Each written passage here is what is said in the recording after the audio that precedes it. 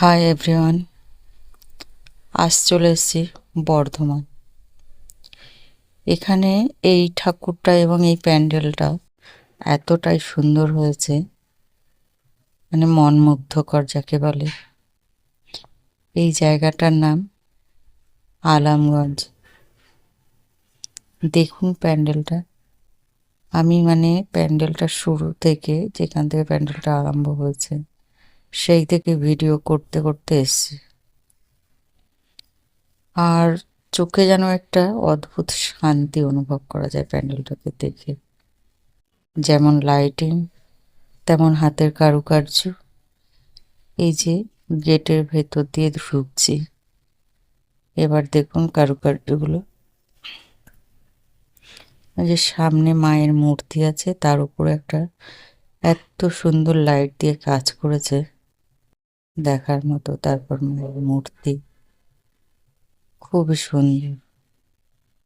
এই যে চারি সাইডটা ভেতরটার এরকম, সত্যি খুব সুন্দর প্যান্ডেল। অনেক লোকের সমাগম এখানেও। তবে আজ দশমীর দিন আমি এসেছি, একটু কম ভিড় আছে এখানে। লাইন দিয়ে, প্রচুর লাইন দিয়ে এই নবমী পর্যন্ত সবাই ঠাকুর দেখেছে। অনেকটা লাইন ছিল, তাই আমরা কলকাতা সাইডটা দেখে তারপর এসছি এখানে।